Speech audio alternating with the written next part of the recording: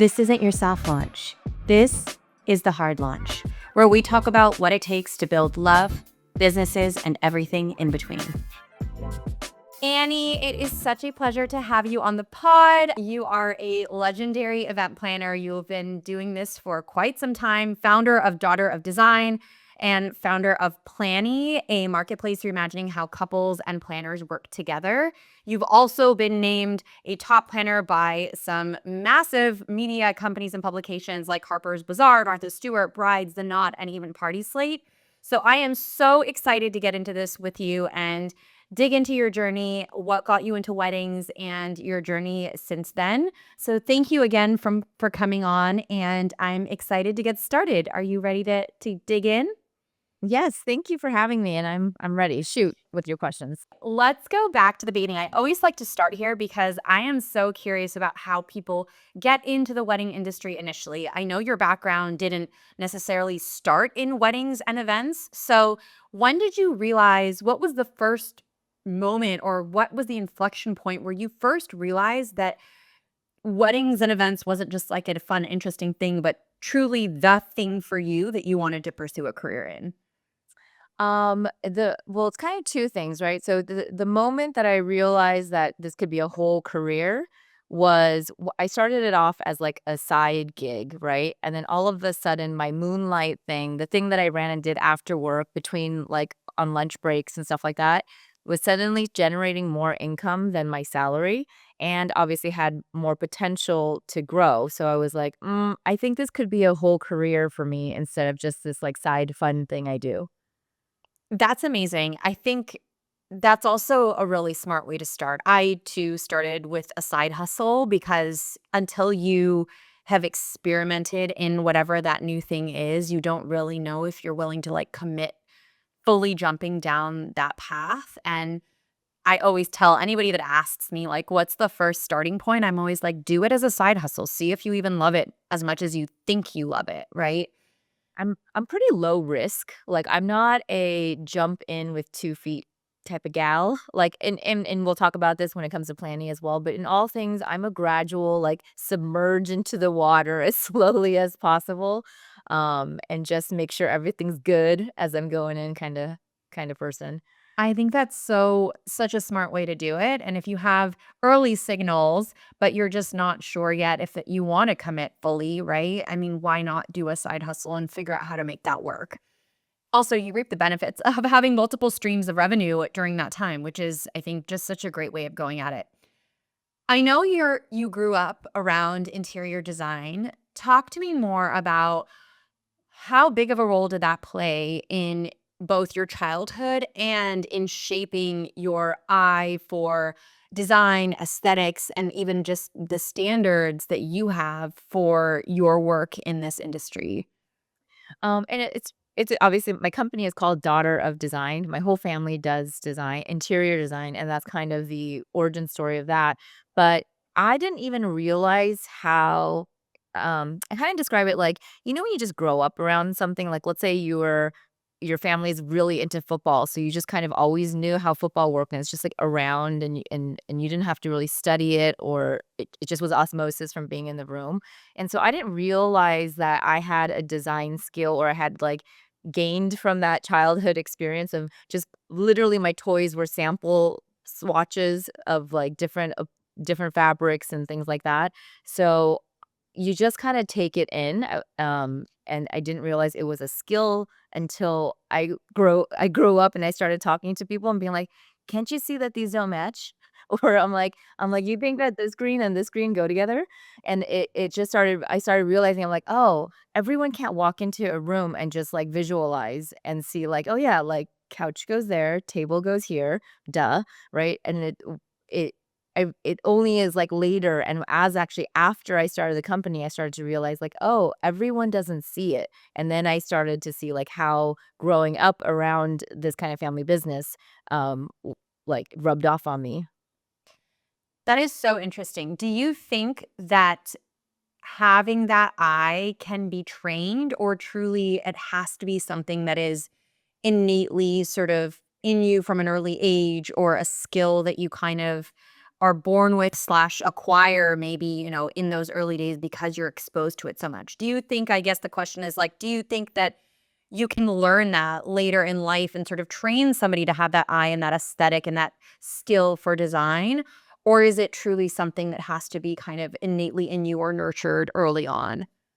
I definitely know it's something that can be learned because there's so many times I tell my clients that you're gonna graduate my program, and then just know that once I teach you to notice something, the only thing is that if things will bother you when it's wrong. So I'm like, you cannot unsee it and unlearn it once I tell you why this print and this print are not friends, or why I would never do this silver thing with this shape vase, and you know, so it's really just exposure and, like, educating your eye, right? Once I start articulating to them, like, "Do you see how this flares?" I'm like, "When it flares like that, it looks kind of more traditional or, like, late 1800s, early 1900s." I'll relate it, like, where's the origin of this style? It's kinda just like I always think of that, like, scene in, Devil Wears Prada where she's wearing that, like, plaid skirt and then her boss basically breaks it down and is like, "Do you know the origin of that skirt you're wearing that you think is not even, like, significant?" And then she backtracks it to, like, the original designer, and it's kinda like that. So, anyways, I do a lot of educating with clients, but even so, there's a certain limit. So there is a certain amount of, like, innate people's brains are just wired differently, and usually when I meet with clients, I'll listen to how they describe things because then I can understand immediately how their brain is wired. Some people describe things in feeling, some people describe thing in, like, actual, right? I know that some people just cannot visualize, like, use their imagination and think about what would this look like on a table in this room. Like, it is just something that is beyond their capabilities. So now there's, like, tools for that, and we can mock up a room and show it to them if they can't see, like, a swatch, a chair, and then I'm like, "Here, imagine it's in this room." Some people can do it and some people can't. I totally agree. I think it truly is something I think what you're kinda getting to, right? It's a feeling, but it's trainable to a certain extent, but you really ultimately have to, like, practice it in practice and nurture that skill in order to kind of make sure that you're developing it to the extent necessary to pursue a career in this type of an industry. Do you think that you can be in this industry without that skill? Like, can wedding planners plan if they don't have that design eye or that design skill set? 100%. So that's the thing where there's a range, right? There's not one job description, and our industry is not regulated by any means. We have no certification course, no nothing. So I know that there are planners who their strengths are not actually the design part, and they really partner with like a florist or designer that will bring that part to life, and they'll maybe like point them to the resources but not be the one to generate the idea. And I know planners that are the opposite, that I don't know that their, like, logistics are down, but that's not on point, but they're, like, amazing visual, like, creatives, and that w is part of their planning service. A lot of those tend to end up, like, ditching the planning part and just starting a design company. But, and then there's some that can do both. And I will say it's I think it's important as a planner that you should be able to at least acknowledge, like, some design components, right? That you're not just logistics, but it's not required, and you can be varying degrees of it and have a business still. I think that's probably great to hear for aspiring planners or aspiring, people that are interested in getting into the creative space. There are many ways that they can do it, even if the design aspect isn't fully part of their interest or skill set. I know you studied history as part of your background as well. How has that trained you to see patterns or context differently? And what role does that play for you in your business today, but also in Daughter of Design? Oh, yeah. Yeah, I was a history major at Berkeley. I still like history podcasts, history everything. I find it fascinating, not only in 2 ways.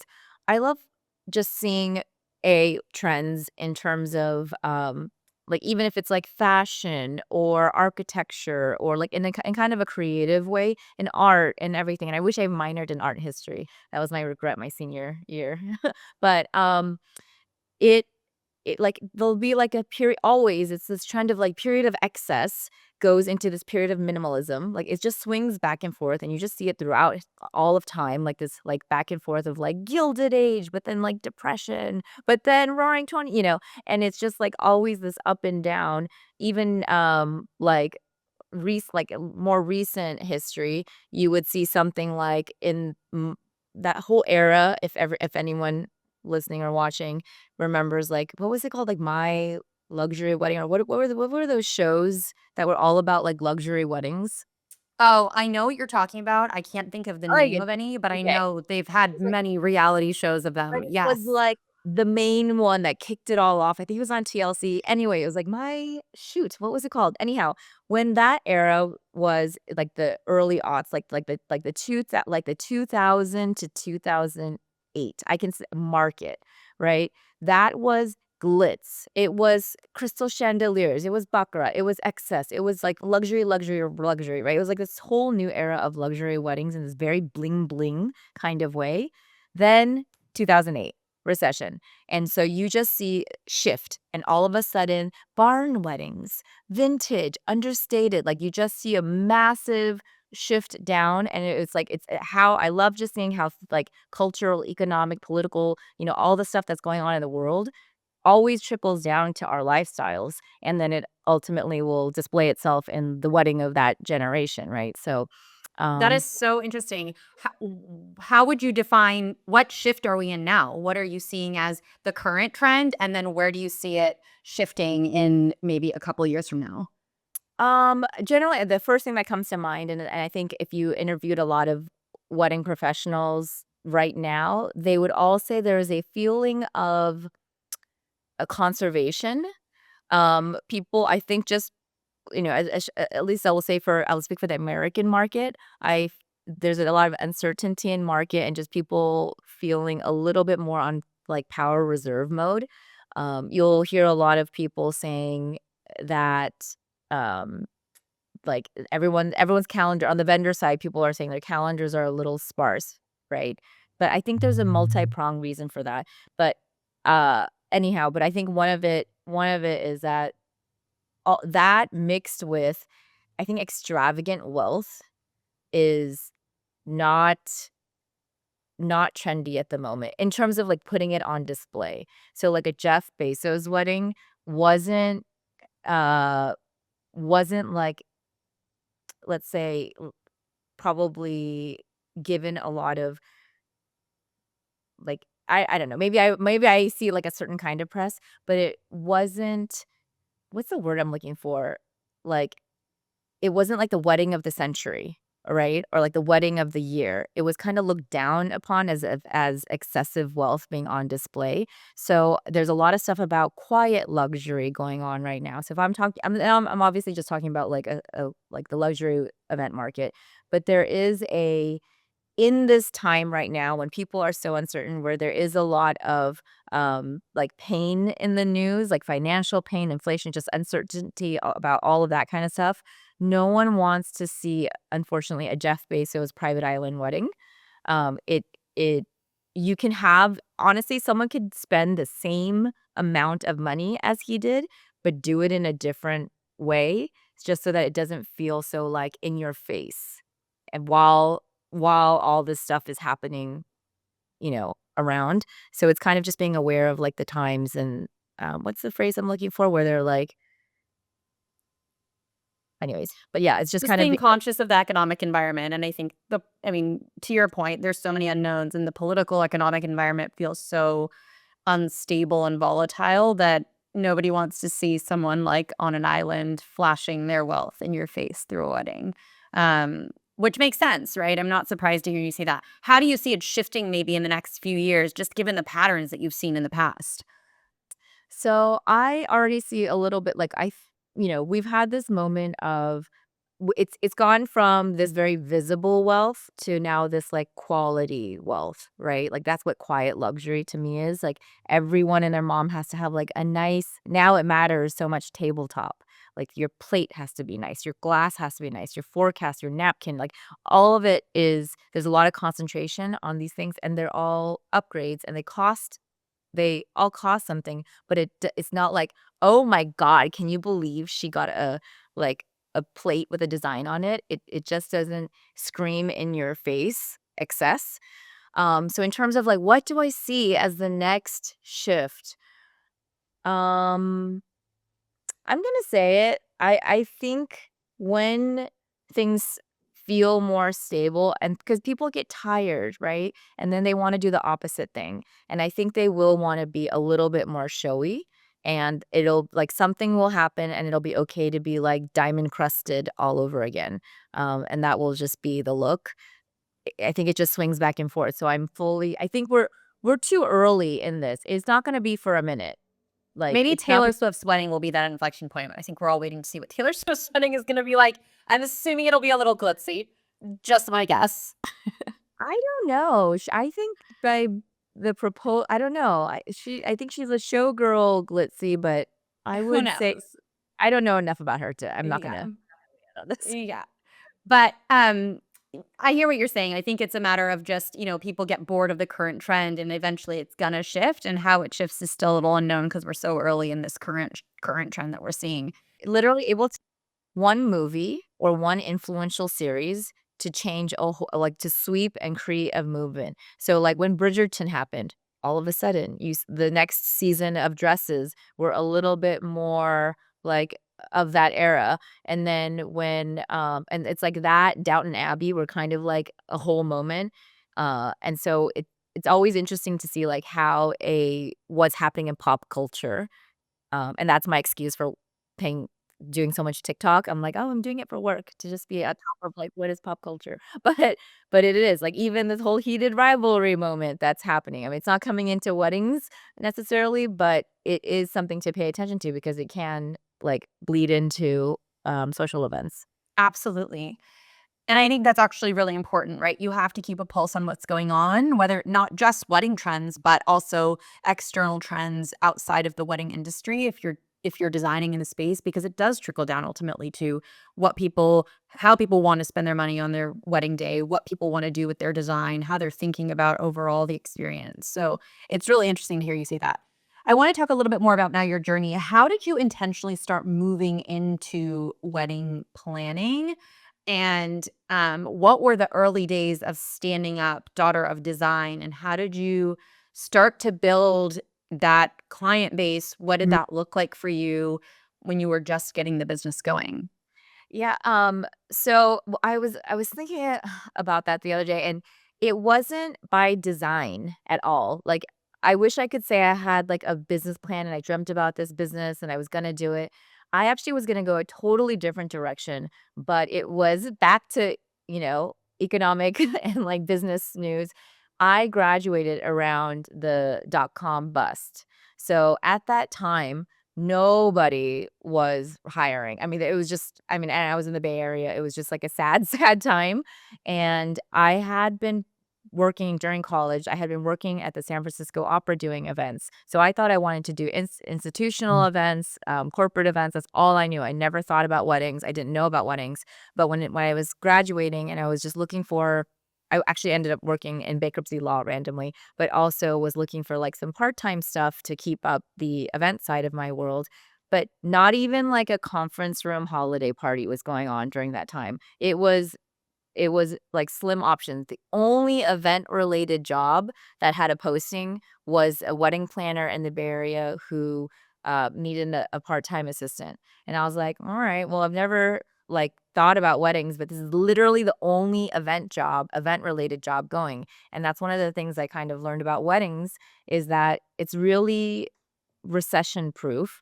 And even I'll fast forward and even during COVID, which I think we might talk about, but like even during COVID, all my corporate friends who wouldn't touch a wedding with a 10-foot pole were like, "Oh, so I might be getting into weddings," because that was one of the only like events that were still going on because it's a little bit recession proof and pandemic proof and just everything. Like people don't pause on getting married. That is so interesting, and I mean, it sounds like it happened by happenstance that that was the job opening that was in front of you, but it's true, I also saw that trend. I come from corporate, my background is in corporate, and I was in biotech prior to getting into this space, and I very well remember during COVID, everybody was like, "Oh, I'm gonna, like, stand up a floral business, or I'm gonna stand up you know, a paper business doing, like, invite design," whatever it was. To your point, they were seeing the opportunity there, and that's also when I started getting into this space because one reason was because my wedding happened right before COVID, and that was my own personal experience, but I could see how the industry kept moving forward even though everything else around it was stopping. I always explain it like, okay, well, I'll give you a key example. I had weddings and I had corporate events, but whereas it doesn't look good if Benefit Cosmetics is doing an influencer launch party during COVID, like, they're gonna get heat for that, right? So they're like, even though they have the money, they have the everything, they just can't do it because the optics are so bad. And then but no one's gonna criticize you if your wedding was a year later and it was during COVID. No one's gonna be like, "Oh my god, Natasha, it's COVID. How could you be celebrating your marriage right now?" So Absolutely, absolutely. It was you're right, it's so recession proof, and I think also the model you went after was sort of this, like, apprenticeship model because you were kinda helping an already existing planner even though, they hired you on and that was part of your role, but I too assisted luxury planners here in San Francisco, Napa Valley when I was just starting, and that was part of my side hustle when I was still working full time, and it was such a great way to learn because you just get to, like you immediately get to get this, like, hands-on experience where you're in the wedding and you're setting up the tablescape and you're running around, like, making sure the whole operation is going smoothly and you're watching the main planner, um, like, work his magic, and it's such a great way, specifically, I think, for this industry. I mean, there's many industries like it, but specifically this space to get immediate experience, like, go help a planner, go work for them, go intern for them, assist for them, do whatever you need to do to, like, get that hands-on experience because that's the best way to learn in the wedding space, in my opinion. 100%, and I always say becoming a wedding planner is like becoming a surgeon. Yes, it's good to know to, like, study. You can go to school for it, right? There's actually, like, majors and programs and, like, there's so much information online. Like, you can actually get a wealth of knowledge, but it's like being a surgeon. You can go to medical school, but then that doesn't mean you're ready to, like, start opening up people. You have to do your residency. You have to like, being hands-on and being live at an event, there's nothing like you can't learn that in books or on a podcast or on a, website. Absolutely. Absolutely. Sorry, I have a sneeze. Whew, Yep. the sneeze. Okay, went away. I felt it coming. Absolutely. I think that's so true. And it's how I learned. It sounds like it's a big part of how you got into it and learned. What what did you feel was missing from the industry when you started working for that planner that you felt you could bring with your business? Like, how did you define your business's value proposition? The signature style that you guys were bringing, was it different than what you were seeing at the time? How did you really like stand out and differentiate what you were building with Daughter of Design after coming out of, working for other planners? So I only worked for the one planner and then I ended up actually I was just like doing friends of friends, like helping like friends of friends weddings. And then I actually moved to New York and was working for the Tribeca Film Festival before I started like part timing and like again, like doing my little side gig, but a little bit more formally. So Daughter of Design happened probably like a 3, 4 year gap between leaving that planner.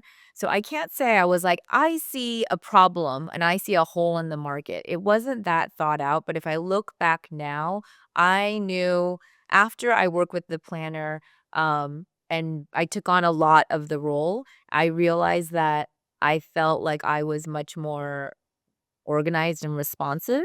Like once I started understanding like what the role is and like all the customs and just the know-how of actually how to do it, I was like, "Oh, I'm I have the skill set. I recognize that I have the skill set to do, like, timelines, to manage vendor teams, to manage budgets, like, I'm like, "This is one of my skills," and I think I actually am quite good at it. And then on top of that, having design taste, right? Being like, feeling confident and like, "Oh, I can dictate how the centerpiece should look." But it wasn't a like, as I wish I could say it was, like, this thoughtful process that I realized, like, I needed to be the alternative option that didn't exist, and I will be honest, when I started, not that there were no planners, but it's not like today. Today is a very saturated market. It was not a no the everyday person did not get a wedding planner, 25, 30 years ago. It was a luxury service, and it really wasn't. I can market. It wasn't until after all those shows like, oh, no, now I'm forgetting all the names of the shows. What is the one Say with yes to the dress, is that one? That's the one that's coming to mind. it's like where they're a diva, you know, where the bride they make the bridezilla. Oh, yes, yes. So, that whole era of, like, 2000 to 2008, where all these shows are coming out around weddings, and they're putting weddings in media, and it's becoming more concentrated. Then you throw in, like, sprinkle in some blogs, and all of a sudden we have blogs and, we have so many images, right? There's so many like, this emphasis on what your wedding looks like never mattered more, and then, like, gasoline was social media, so then it's like, "Oh my god, it only matters what your wedding looks like." But when I started, wedding planning was not as prevalent as it is today, like, it's almost a necessity. Venues require it now today, which is so I mean, like, unimaginable 20 years ago. So there's quite a growth in it's a boom, like, it's been so interesting, and so I feel, like, so fortunate to watch it, and I came in early, so I've always kind of been around, and I'll just loop it back to why I was saying I think a lot of people the other half of why I feel like a lot of people are feeling like their books are a little sparse this year. I think it's because there's never been more, planners or more planners and more wedding, vendor options in the market, especially in the luxury everyone's a luxury planner, but at the same time, I'm like, I haven't seen a growth in the demand as the same growth of the supply, right? So, I think that's where it's getting competitive and people are not, like, living in this era of bounty anymore because there's so many luxury wedding planners, but we haven't tripled our billionaire count in as far as I know. Um Absolutely. Yeah, I think that's a great point. I'm to that end, I'm curious how you've approached gaining credibility, right? You have become, one of the top planners. You've accomplished a lot in terms of being able to plan and design, higher end events and weddings. How did you like grow and evolve to get to that point? And how did you leverage PR and, these mentions to kind of help propel you and that momentum?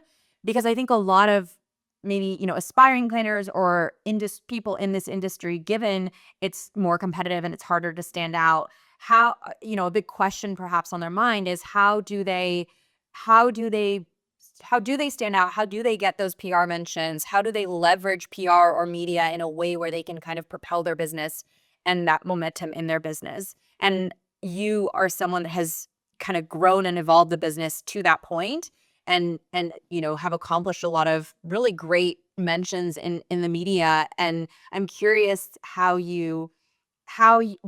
was the path to get there, and how did you leverage that to kind of gain speed on your business? So I again, same kind of thing. It's like I started in like a slightly different era. I was like pre-Instagram, pre-Twitter, pre-blogs, right? It was printed magazines. And I love weddings and I love event planning, but I love business more than anything. So I love running a business, I love growing a business. So that's really my passion. And I will say there's a lot of there's some planners, I see their work, I'm like, Whoa, they're incredible, but they are not as I'm not household name, like, I'm not Marcy Bloomer, Colin Cowie, but I'm a little bit more recognized, um, only because I put a lot of effort into marketing and relationships with media and with, just whoever in general, and that's always been, like, an ethos of mine. So if I even back in the day, I can remember when, I mean, I wasn't sleeping, it was 4 hours a night maybe, it was just like the early years of my business, right? Where I wasn't charging enough to like have a team. And so I'm just doing it all on my own. But if I got a request from Brides Magazine or The Knot and they're like, "Can I have this tomorrow?" I'm like, absolutely, And so I would just always deliver and I would always try to almost even fully write the article so that I'm like, I want this writer to always come back to me, to want me to be like, "Annie always makes my job easy, and I can always rely on her, she'll always say yes." So, I don't know if that I'd like to think that that helped and did it, but it just built that relationship where because all the writers and contributors and editors knew that they could come to me and I'll turn it around, and then I still to this day, if I get a request for an article, I say yes to 100% of article requests and interview requests and anything just because I don't it's good for relationships. I don't know where, who will see it along the way. And yeah, I just think it's such a organic, important part of the business. So I like really lean into that. And then what was the other thing I was gonna say about articles? Oh, and the other thing is often so there's like obviously I'm in a not everyone is in a position where media is outreaching to you. And there's, like I don't know if you know what the Engage conference is, but people will Yes, say but share a little yeah, bit for those that may not know. it's a luxury wedding conference, and it's a very like, there's only a certain amount of spaces to go, and then what's and, like, even to attend is an honor, but then on top of that, to be a speaker, right? To be chosen as a speaker, and they have a certain roster, and I've spoken at a few of them, but then I'll hear people complain, but I'll ask them, when's the last time you submitted topics or like, ask them if you could speak? Because you think they just ask me organically? I'm like, I will submit a list of topics that I would love to speak about this year. And I'm persistent. And, like they said no at one point, not no, but they like didn't get back to me. And I just was gently, not annoyingly, but I was like, hi. I was like, if there is a spot, would still love to do it. And I just kept on them until finally they're like, just come. I was like, okay. So it's this like being like, very earnest and making your own rain in some cases. Like, I have events that are coming up that they don't exist. This publication none of these publications asked me to do it. I created the event, and I said, "Could I do this event in relation to your other event that you're doing?" So, I think and it's everything for me is, like, how do I stay relevant? How do I be relevant? How do I get in front of like, I have a be connected to the right people. That's another thing. Right people, right publications, right media. So I'm all over the place. But like going back to like early in my career in New York, I was a nobody and I wasn't from New York. So it's like a lot of the New Yorkers benefited from they went to camp, they grew up together, they have all these like they went to college together, all this previous. I was a West Coast girly, came to New York real young, didn't know anyone. But then I just started studying who are the who's who of the industry. And I remember when I had a first client who had like a little bit of money, right? Like, it was just enough that I'm like, "I think we could get a Ron Ben Israel cake." Like, that was I had this my eye on, I want to have a relationship, and I wanna be working with this tier of vendors, but I have to bring those clients to them, right? So then it was such a, calculated way of starting to build relationships and connect, and then I would go to every single cocktail party. I mean, nowadays, there's so much socializing done, like, through Instagram direct like, messages and DMs and stuff like that, but even now, every opportunity that I can go to a party, even if I've never heard of this company and they invite me to a cocktail event, I'll probably go because I just don't know who I'm gonna meet, and by just being down to get out of the house and go to every single one of these, I would just meet everybody, and so I would I was working with Ron, but then I went to a cocktail event and I would see him and then that would just like reaffirm the relationship. So anyhow, I can't say I think all of that is the groundwork for how do you become like kind of like someone in the to the media, right? If we're talking about media specifically, it's just that you have to be a name. And how you have to be a name is you have to like be very like socialize and be in and around in the environment with people so that your name is always being floated. And someone might love you and, like, you do this with friends too, like, I totally forget, and then I see them post something, I'm like, "Oh my god, yes, I should totally ask her if she wants to go to this thing." And it's not that I didn't think that she's a great friend, it's just, like, I just, like, forgot which friend to ask, but then it made me realize by having just, like, a little wave in my face, right? So, by going to these cocktail events, by, whatever it might be, just getting like, passing someone's eyeballs for a second so that you cross their mind is, I think, critical. So, um, And yeah. I think it's the emphasis on, like, being there in person, to your point, getting out of the house and actually, like, showing up to these places and being in the right room with the right people so that you're constantly top of mind is so important, and you never know which room is the right room, which is, to your point, why you kind of just have to, like, take the risk and go to all the rooms, right, and say yes to all the invites. And look, it's different again, nowadays it's so different because you don't have to be New York based to be a big media company, right? People are doing it from their, like, porches in South Carolina. So but back when I was starting out and I was creating all my media relationships, everyone was based in New York. So I think my living in New York and the proximity to all these publications, to being down the street from Condé Nast and The Knot and wherever, was a huge part of why I got more opportunities for media. And then, it just became this thing like I deliver for them. And then obviously, I think I have like a certain credibility in terms of like the work I produce. So then that just became, like, it's kind of like all of it together, being reliable, being down to like help them, not like a lot of people have egos, so not having an ego about something being like, you want it tomorrow? You want it in 3 hours? Yeah, let's go, Yeah, I'm like, I'm not gonna be like Rise to the that. challenge. Whatever you gotta do, get it done, right? Especially the early days. Those opportunities are hard to come by, and if you have to whatever you have to do to get it done, say yes and then figure it out later. That's kind of always been my motto, and being a founder and building, I'm oftentimes pitching and sometimes, like, a customer will say, "Well, can this also do this?" And I'm like, "Yes." And, I'll get off the call and I'll be like, "What do we have to do to be able to get this to, like, operate in this way so that we can deliver this output for this specific client?" And, yeah, it requires us to crunch. It requires us to like customize to a certain degree and maybe sometimes deprioritize or reprioritize things that when we didn't expect to. But, that one customer or that one potential customer could be like a big deal for us. So it really is kind of like taking those shots on goal and like saying yes and then figuring it out later. How you're gonna get to that output.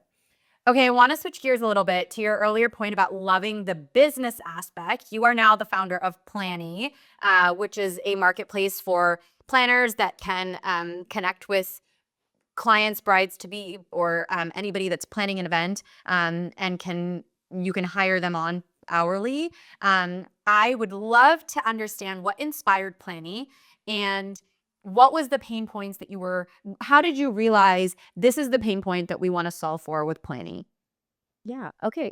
Yeah. Thanks for good introduction. So, Planny is a marketplace or a network of planners and data producers that people can hire on an hourly basis. It is super for weddings. It's also for all kinds of events.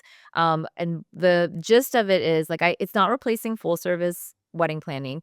It's just the a la carte option, right? When you're like, I don't need the whole ass buffet of wedding planning services. I just need a fries and salad, right? So it's kind of letting you build a bear of making your own custom way of of just what you need. So when I've again, I love just like what's the trend, what's coming, and just noticing where the shifts happening. And in every generation, like I can tell you right, like today's like wedding age people, how they want to like check out or not check out, I should say like purchase or like engage and select a vendor is so different from 20 years ago, 10 years ago, even 5 years ago. And if people aren't changing with it, then they're losing that market. So, anyhow, there was a shift. Maybe I think I can tell you exactly when. After like Style Me Pretty was a very one of the prominent first blogs, wedding blogs. I don't know if you've ever heard of it. Yes, It's of still around, course. Yes, but it's still around. It's it's still amazing. around. It had a whole like went away, came back, you know, but the era of wedding blogs, there was this heyday, right? And that changed so much about, the information accessible around weddings. Because back before, yes, there was internet, but internet, like, there was not a lot of listings of, like, "Give me all the florists," right? Like, it's we're talking Yellow Pages days still, right? So, when blogs came out, all of a sudden, there's so much access to information. So, it's like, "Oh, I can see who is tagged in this real wedding. I can see what caterer it was. I can see what photographer shot these photos." So, then it just became not this, like, mystery and not that like, the wedding planners weren't the gatekeepers of knowing like, the 3 caterers in town. Like, you could source that yourself by just going on all these new like, all these new blogs that were giving you resources. So, given that there was a shift in that not everybody wanted full service. Some people felt like, "You know what? I found this photographer. I found da da da." And just I started seeing a change in my inquiries that were coming in, and they were all looking for that. I saw a significant amount of people that were not looking for full service planning, but they were just looking for like supplemental help. So I would always start my, like, pitches off, and I would try to sell the full service package, but if they were like, "No, that's more than I need," but then, I just was that was, like, kind of my, like, "Wait, before you leave, I have one other option," and I would propose, what if I consult you hourly?" And then at some point I started this in 2009, I remember the first client that I did it for, and then I would say, mm, within 5 years later, 70% of my income was coming from these, like, part-time, small hourly, like, you know, requests, essentially. And the thing about that was also that I loved it because planners right now, most of them work on this model of like a flat rate or percentage. And so they're not being compensated by their time. And this was like another thing of being like, you know what? I started to realize that like we're consultants and I don't understand why we're the only consultants who don't charge by our time. Like that is the true metric, not the budget, not the guest count. I was like, that's the true metric. And so when I started realizing it was like all the things, I'm like, okay, most people want it like all my inquiries, the majority of people were looking for it. I enjoyed it more. I felt like I was being compensated more fairly, and it just became very noticeable that like that was the demand. The demand had shifted in terms of like what they were looking for, and it just was that a lot of planner packages, and even now, I'm probably Planning is one of the only ones offering like an hourly model, but a lot of clients aren't finding that fit because they don't need a whole like full service package. And so yeah, and that kind of just and then I have, like, a small background in startups as well, and so I just always knew I wanted to do something larger than just running an event agency. I knew I wanted to kinda go back to those roots and, like, there's so many things archaic about our industry. I'm like, there things so many ripe for the disruption that I was like, "Okay, let how about this? How about this one where we just take the same service, but we're just repackaging it, and no one's thought to repackage it."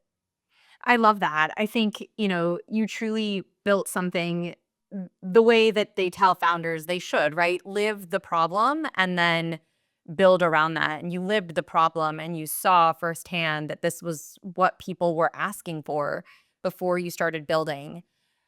What surprised you the most going from being a planner and a designer into a tech founder? What surprised you in building a marketplace, or maybe what were some of the challenges in building Planny, given its nature as a tech platform, a marketplace. You're connecting large amounts of like supply and demand across, the end user and the planners. What was surprising or maybe challenging in that journey?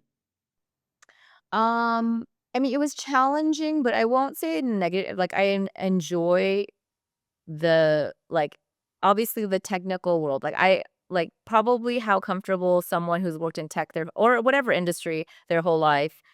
Like as I feel so comfortable in the wedding space, I didn't have that comfort. I didn't know the lingo. I didn't know, all the history of what's happened and stuff like that. So that was, of course, like jumping into a whole new industry.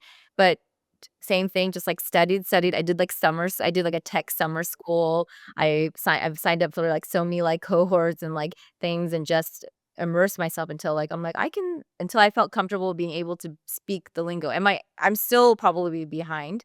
But that in terms of just getting my, like, head into this new world because I have to be able to like, I mean, I think I was joking with you. When I talk to anyone in the tech world about what is Plannie, I tell them, "Oh, it's a fractional event planner." Because, no one in the regular world uses the word fractional, but in tech, they love a fractional CMO, a fractional, whatever. So, it's just about understanding what is this whole industry, like this, It's yeah. it's so Like, true. It's I know my product and I'm like that, I'm like, "You can't" like, if we're playing, like, the push game, you can't shove me. I'm like, I feel so solid in understanding the event world, but it was just making sure that, like, how can I take this and make sure that I bring it into the tech world? Yeah, I think that's such a great point and truly does have its own lingo. And I myself went through that learning curve when I started building and went into the founder world. It's an entirely different bubble, and the terms and the things and the way people talk about the businesses they're building is so not in layman's terms. It's truly in its own like vernacular. And it is amazing to me how now I speak in those terms, but if I speak to somebody and, friends or family that aren't in this world with me, they're like, "What are you saying? What are these terms that you're using to describe your business?" But if you talk to investors or other founders, they immediately understand. How did you solve for the, cold start problem that every marketplace has and building up supply plus demand such that you start to get that network effect and that flywheel effect? What side of the marketplace did you build up first? And how did your previous experience define how you were solving for that? Yeah, so I've definitely focused first on the service provider side, right? So getting all onboarding, and I still am onboarding planners and service providers and day of producers, just because I give the example of imagine Airbnb launched, but there's 3 listings, and like, what's the point of marketing? And I feel like you get one shot at a first impression. So what's the point of inviting people to a like barely built out site. So I almost sometimes call it my secret company because I've done very little marketing.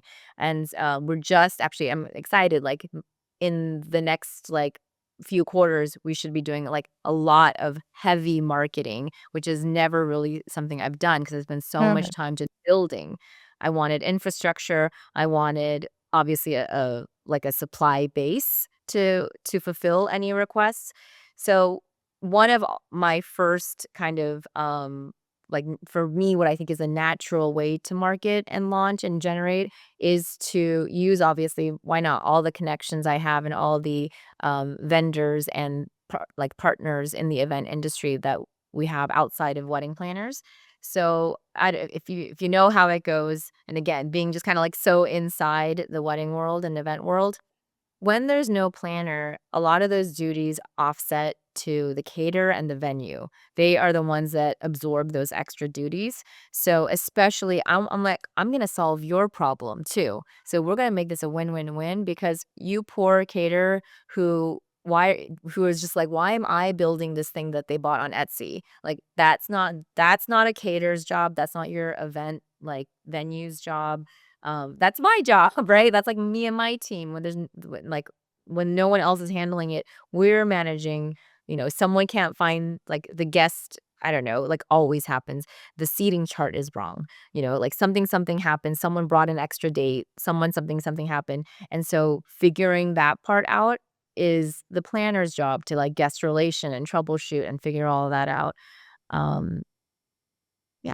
Yeah, I think that's a brilliant way of looking at it. You're creating an ecosystem similar to how we thought about building in the space. You have to create an ecosystem because there's so many stakeholders as part of the production process that you have to bring value to all the stakeholders. It's almost like you can't build in the space by bringing value only to a single stakeholder. Like you have to think about the end user, the client, or and the planner and the venue and the vendors, right? Like there's truly this team approach because everybody is either suffering if the right systems aren't in place or thriving because the right systems are in place and the right approach was taken from the beginning. So I'm curious, you guys also you had a podcast. You are, I believe, still planning events, plus you have Plannie. How are you organizing and doing all of those things in parallel? What systems do you have in place to efficiently build alongside all the other initiatives that you have going on? So, I mean, I can't say I couldn't sit here and say I'm a roaring success in doing that, but my at least game plan and approach on it is to segment it and to I read this book once called The E-Myth Revisited, and it just went on and on about how you have to do this kind of like the Ford model, meaning a factory plant, right? Each person has just the one thing that they do. So instead of having like let's say one assistant that I bring on that like my cup overflows and then and I pour it into their cup and then their cup just overflows the same way, I try to break up tasks and have one person that I work with that is responsible for that task. It does require like project management on top of that, but at least it's not stuck. A lot of times, I think a lot of, like, founders and a lot of people will understand that feeling and CEOs of things getting, like, log jammed because you are the problem. Like, it's not, like, getting through, because everyone's waiting for your approval on this or waiting for you to generate this. So I'm just trying to build a team, but I also very consciously build a team that's like very segmented. So I have an event in, let's say, California that knows nothing about anything else that I'm working on, right? The podcast editor or the newsletter editor that I work with, they don't know a darn thing about anything about my events, right? They don't need to know. When we talk, we just talk about our calendar, our this, and just keep everyone doing their little Ford model factory, job. I think that's how you have to do it, right? Because you're I mean, you're a solo founder, as am I, and you have to have your foot in a lot of different places at once, whether it's you're running your socials or you're doing a podcast and long form content or, newsletters, or you have you're kind of like, you're running multiple businesses, which nowadays is how a lot of founders operate. Um, you have to have lean teams, but teams that are very like focused and understand what their deliverables and outputs are so that you're not kind of crossing lines and people aren't getting confused with priorities because I think it's so easy to do in today's founder world. Okay, we're rounding out, so I want to ask a few quick questions, kind of rapid fire. What advice would you give to planners, wedding planners today that are looking to maybe evolve beyond their traditional model or maybe even explore becoming founders alongside their planning business? What advice would you give to them around thinking about non-traditional models of or and non-traditional ways of being in this industry that aren't just, being a traditional planner? I'm gonna say something that I think is a fundamental when you are in the tech world, but that because I know many planners who are starting a da da da thing or, whatever else. But sometimes I hear what they're putting together and I'm like, I don't think that anyone's looking for that. So I would say that you have to see that there is actually a problem that you're solving, right? Like, is there a demand for that? And sometimes, look, what is that other? Not to be like Ford, because I actually think he's like a very bad person for like historically. That's a whole separate thing. But Bad person, um, but good theories and philosophies, I suppose. there's like a very business, but he has that very famous line, right? He's like, if I asked people what they wanted, they would have said faster horses instead of cars. So yes, sometimes people aren't asking for it, but then it's just sometimes I see people come up with ideas that it really, I'm like, I don't know that there's a market for that. Right. At least like if Ford's gonna like not make faster horses, but he knows that people need to get from point A to point B. Like, that is the problem that he's solving. So that's where I think I would say to a lot of people venturing into, like, should I like, flirting with the idea of starting something or, reimagining, I'm all for, like, a repackaging. If they are gonna do a repackage or, like, come out with something, do, like, and now here's another tech word, A/B testing, right? Where, I mean, I did forever and ever. Every time I had another call, I would pitch it a different way and just, like, every time it was like and so sometimes I'd be like, "Well, that tanked." I was like, "Well, I'll never say it like that again." Where it just takes I almost felt like a comedian working on on their, like, skit, and I was like, "Okay, that flopped tonight, so I'm not gonna do that one anymore." But yeah, I would say test if you're gonna like repackage it, just test it on a few inquiries or test it on a few things before you like go. A lot of people go like feet first, and just like invest and be like, I'm overhauling this whole thing. I'm like, okay, wait a minute, but did you just see that it works first? Absolutely. I think validating your idea is such an important part of the process. And to your point, I feel like I'm always pitching Gia in a different way. And I'm still going through that process. I never really finish testing. Like you're always kind of testing and iterating on how you're positioning, what's landing, what's sticking. Like I feel like that process kind of never ends. And it's such an important part of the journey. If you just stick to one thing, you really aren't going to understand, like, unlock the full potential of what people might really resonate with. Where do you see technology and even AI having a role and a place in this industry? And what do you see being the evolution of that in a couple years from now and the impact of that to, planners, vendors, and even couples that are planning? I mean, gosh, I had a call today. Like and I was like, oof, AI is going to not replace it, but gonna be a strong competitor. I was There's a company that has like all these like different like basically like toys you can bring to a party, and they had an AI sketch artist. So you just put your face in this iPad, and then they will have there's a robot that draws it out. And I was like, "Oh, man, there goes sketch artists at There events." goes calligraphy artists and all I the things. I mean, calligraphy, look, they are like, calligraphy hung out even after printers, right? Because we have fonts and That's printers. true. That's true. People who want calligraphy want hand done and want it to be wonky. So it is some of it will survive. I bet you there were a whole lot more calligraphers before though, before there were printers. So I again, history, everyone, this is why I love history.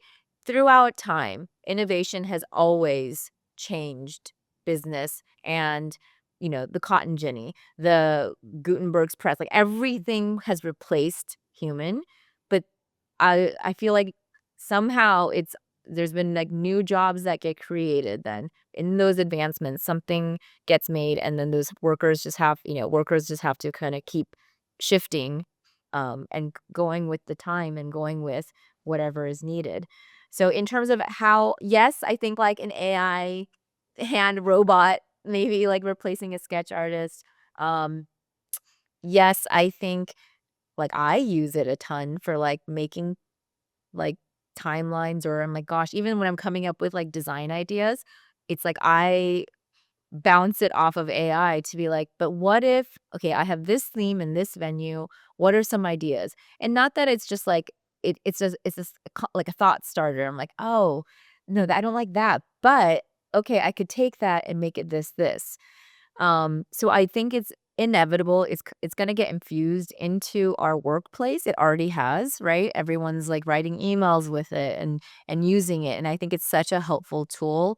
And I think you have to adapt to it. But one like a few things.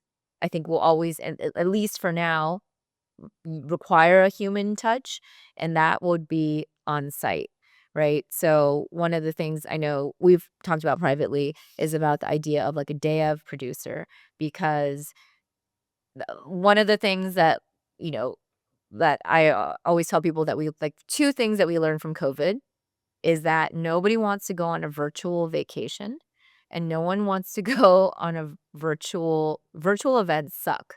Going to a wedding virtually, going to a conference virtually, I hated those, and they try to put you in breakout rooms, which is awful. Like it was like a bad version of Sims. Like all of it, like, people doubled down hard after COVID on, like, traveling and going to events because those are just human experiences that AI right now is not like, you're not gonna make an AI bot of yourself and send them to a party. You wanna go. You wanna eat. Absolutely. I think you can never replace the human touch, and human in the loop is an element that all these AI startups are going to have to embrace and adopt. And human touch is going to become a premium and a luxury because AI is going to have this pull to kind of try to replace everything, even though you can't ever fully replace a human. So I think it's something that we can't get around. But on the flip side of that, I think you have to embrace the technology and the evolution of technology going towards AI and AI doing more and more because a lot of, these more um, underserved verticals like wedding planning that have been a little more archaic in terms of innovation in the past, there could be some resistance to adopting technology. And I think if you resist it, you're only going to fall behind. You have to get on the bandwagon and adopt it and adapt around it because it's gonna be there whether you like it or not, and there are gonna be the people that adopt it and kind of, like, leapfrog ahead in terms of optimizing their business with it. So, if you're one that is pushing against it and not adopting it, I feel like you're just gonna fall behind as a business and as a leader in an industry. So, I always say, like, whether you like it or not, I feel like pushing against it is not gonna serve you as a business owner well in any way, shape, or form. But, last question for you. How does success look like what does success look like in this next chapter as you really start to pick up with Plannie, and all the other ventures that you have going on? What does success look like for you in this next chapter? I'll tell you, I very much visualize it, but success would be when people would I don't even have to do ads where it's just like where you think of Uber or Airbnb. It's just a solution that people are aware of. It's a task rabbit. It's a class pass. It's just I would love to become like a household name of an obvious solution that not only like just like globally it is recognized. That takes a long time and that's a ways away, but to me, success is when it has is becomes like almost commonplace and it becomes like a obvious tool that you would use and just kind of becomes like a something that's incorporated in daily life. I mean, you're not having an event daily, but like for, your events, it's just an obvious that you would pair it with it. I love that, and I know you're gonna get there. I'm gonna keep my eyes out for Planny making its way to a household name, and I'm so excited for you in this next chapter. Thank you for coming on. It was such a pleasure and honor getting to hear your story, and I really appreciate you coming on the pod. Thank you for having me.